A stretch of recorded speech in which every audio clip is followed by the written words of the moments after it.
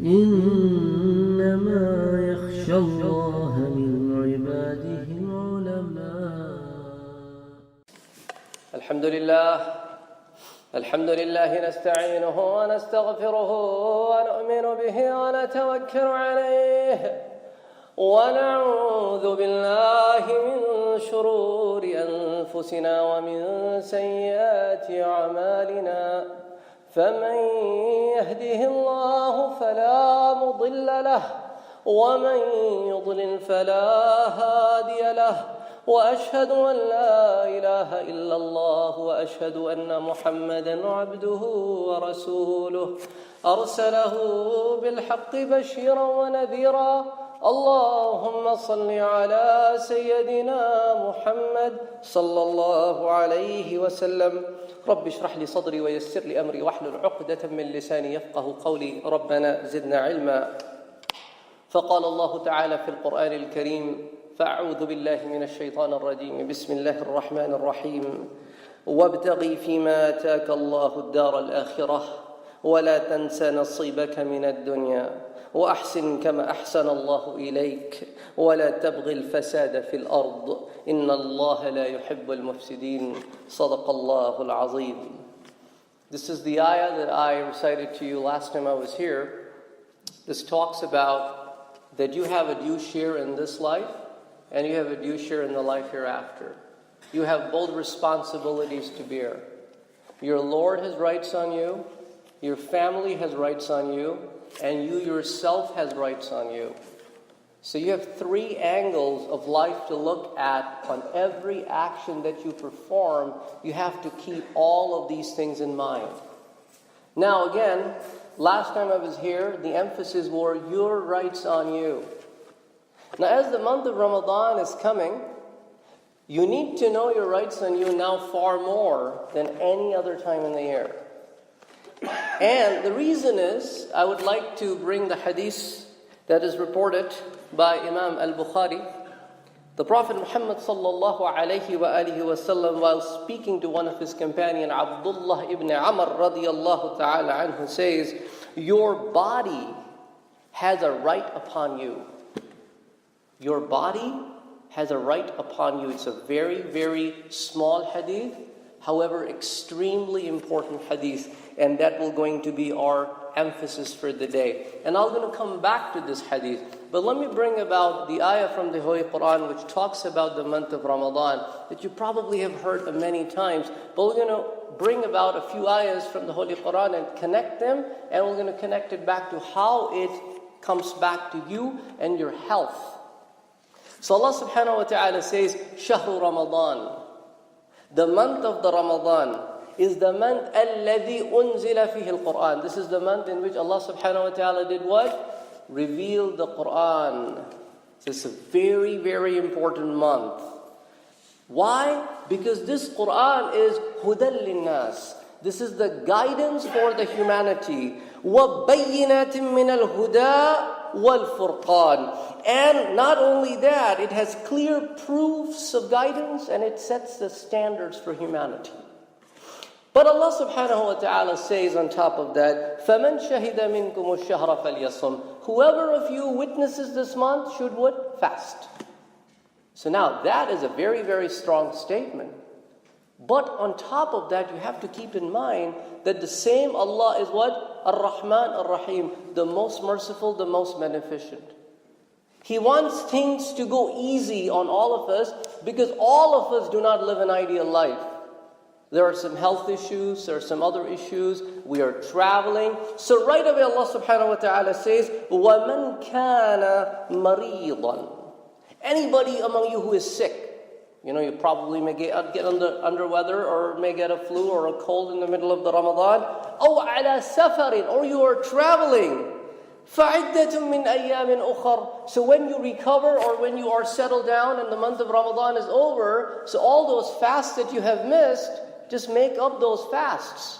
The same amount that you have missed. Do not overburden yourself when you're sick. Allah is giving the leeway. When you're traveling, you don't really know what could happen. Mostly travel is smooth, but it's quite possible the flights may get delayed, you do not get a room to settle down. Lots of issues could happen. Little kids are traveling with you, they may overexhaust you. So a lot of issues can happen. People have motion sickness, travel sickness. So Allah subhanahu wa ta'ala says, give yourself a little comfort. Make it up in the days that you are at rest or when you have recovered. Why? And Allah subhanahu wa ta'ala says, يُرِيدُ اللَّهُ بِكُمُ الْيُسْرِ. Allah wants to make things easier for you. وَلَا يُرِيدُ بِكُمُ الْعُسْرِ. He has no intentions of making life hard for you. So what you should do, وَلِتُكْمِلُ الْعِدَّةِ, you should complete the same amount of days afterward. وَلِتُكَبِّرُ اللَّهَ عَلَى مَا هَدَاكُمْ. And you must praise your Lord that He has guided you. وَلَعَلَّكُمْ tashkurun. And you must always be what? Thankful to Allah subhanahu wa ta'ala. So this is where He wants you to be thankful because He has given you this leeway. And by the way, Allah subhanahu wa ta'ala also says in another ayah, a couple ayahs before this ayah in Surah Al-Baqarah, Ya ayyuhalladhina amanu, those of you who have believed, kutiba alaykum as-siyam, we have written down. Oh, that's a very important word. See, there is a verbal commitment and there is a written commitment. Now, when the laws are made, they are written down and signed for a reason to show the importance of them. So Allah subhanahu wa ta'ala says, Kutiba alaykum, we have written it down for you. What? As-siyam, the fasting. Kama kutiba ala alladhina min qablikum. This is not a new thing to you. This is not a new thing for us. This is not a new thing for humanity. The people before you have fasted. The Christians have fasted, the Jewish people have fasted, the people before Moses fasted, the people before Abraham fasted. The fasting is an ongoing process. And why have we made this process? Right from the beginning, لَعَلَّكُمْ تَتَّقُونَ, so that you may gain back that righteousness that you have been losing the grip all year long. Look at all these obstacles. You can't do this, you can't do that, you can't backbite, you can't lie, you can't cheat, you can't corrupt yourself, you cannot indulge in a fight, you cannot indulge in an argument, and if anybody tries to argue with you, stay away from that. You should refrain yourself from eating, because when your stomach is full, it's a natural capacity. You overreact on situation because you have your energy. But when your energy is on the low level, you anywhere calm down. So Allah subhanahu wa ta'ala wants to give us the kind of a life, hold your tongue, control your ears, control your eyes, control your hands, control your feet. Why? Because what are we doing? We are doing certain things for Allah subhanahu wa ta'ala. Why? So that we may go at reward. Why? So that we may go in the Jannah. And what kind of a place is that Jannah? The place the Jannah is like, you can't see evil. There is no evil. You can't hear evil, there is no evil. You can't speak evil, there is no evil. So when you are getting prepared to go to that place, why not come into the practice right now? And it's not just for the month of Ramadan. Carry on. That is why the fasting is not for a day or two or a week. It's a boot camp of 30 days or 29 days. So that you get into the habit of doing it. Allah subhanahu wa ta'ala says, if you don't pray, the fast is not complete. So get into the habit of praying regularly and then carry that over in your life after the Ramadan. So لَعَلَّكُمْ تَتَّقُونَ. And then Allah subhanahu wa ta'ala is so compassionate and caring that He also says, فَمَنْ كَانَ مِنْكُمْ مَرِيضًا أَوْ عَلَى سَفَرٍ فَعِدَّةٌ مِنْ أَيَّامٍ أُخَرَ. That's also repeated in ayah 184 of Surah Al-Baqarah. If you are sick or traveling, you may make up the fast in the other days. But there are some of us who are sick and we don't recover. After the month of Ramadan, the sickness continues. It doesn't recover. So وَعَلَى الَّذِينَ يُطِيقُونَهُ فِدْيَةٌ طَعَامُ مِسْكِينٍ. So anybody who cannot fast, period, sick, the person is so weak, or whatever is the reason, can't fast. So what you should do, For every day that you miss the fast, you should get the equivalent amount of money that will be equal to a food of a day for an individual and give it out. And so many organizations are out there who collect money, so they probably may tell you it's $10 per day per person. If the fast is 30 days times 30, $300.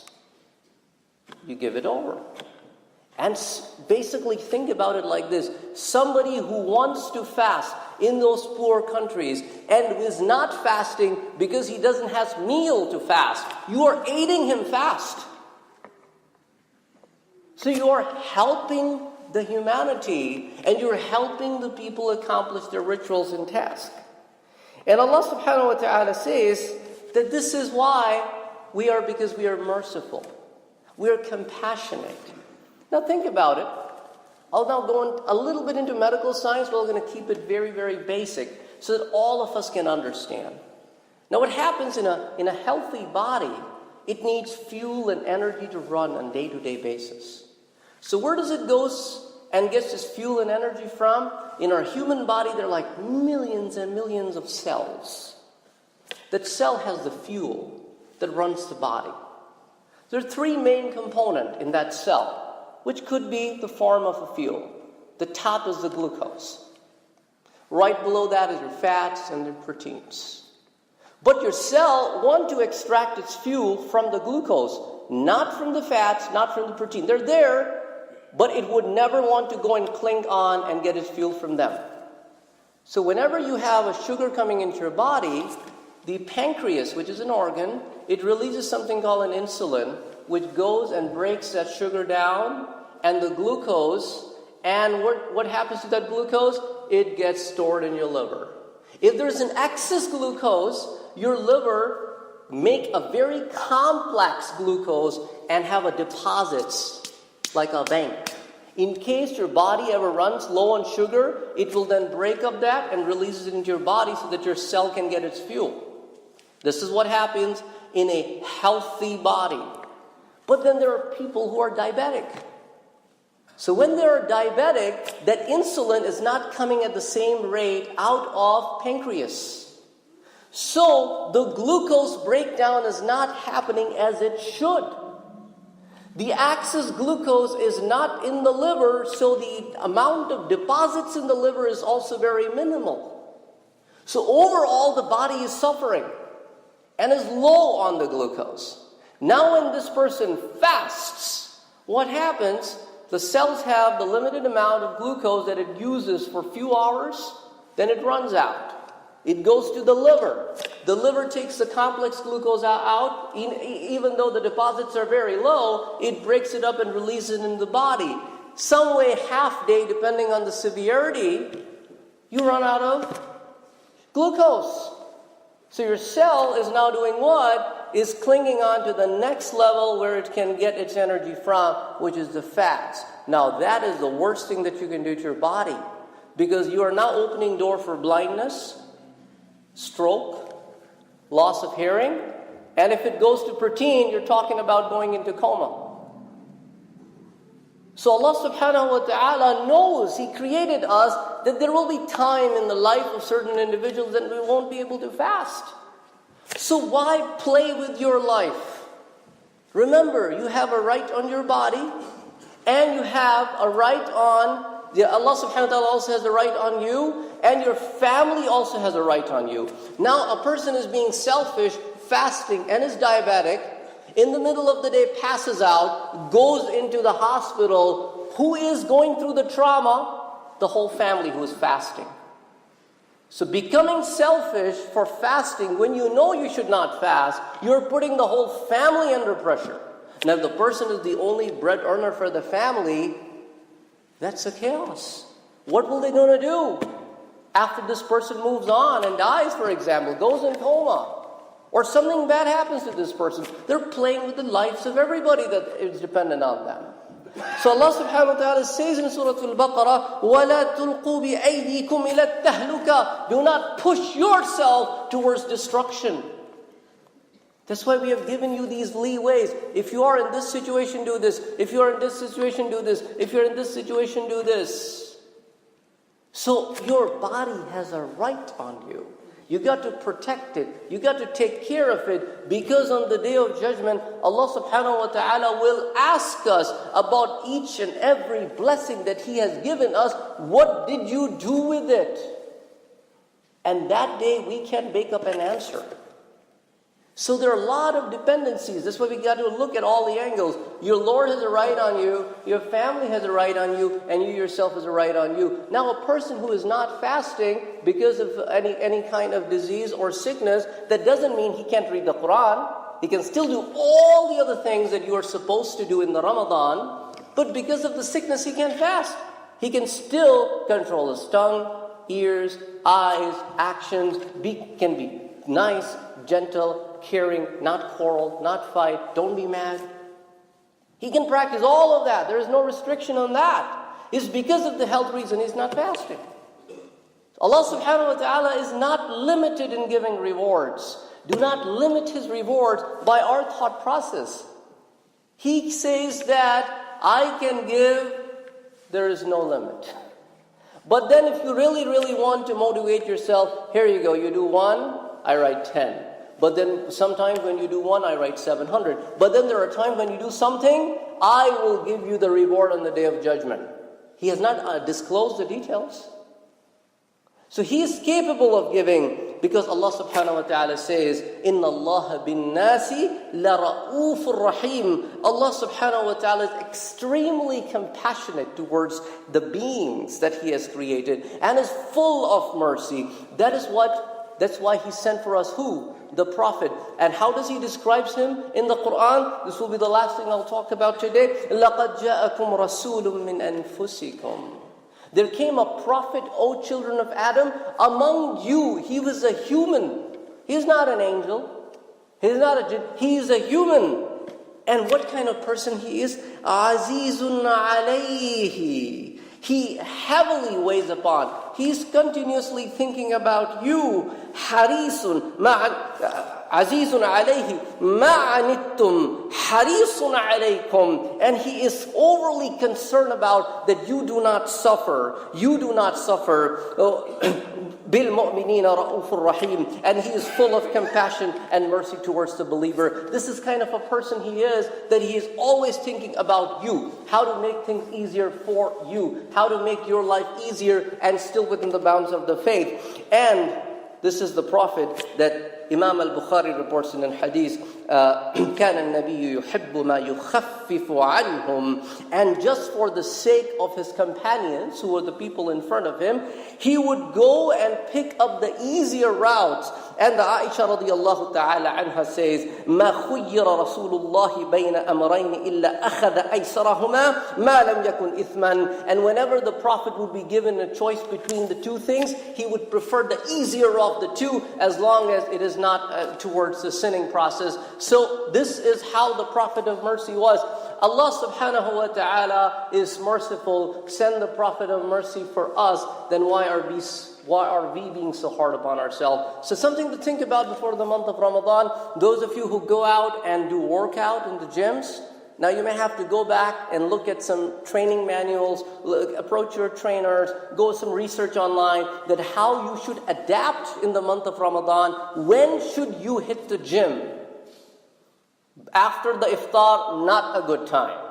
So figure out a way that you can still do your workout procedure and still be in shape. So أقول قولي هذا وأستغفر الله لي ولكم ولسائر المسلمين فاستغفروه إنه هو الغفور الرحيم. وفوق كل ذي علم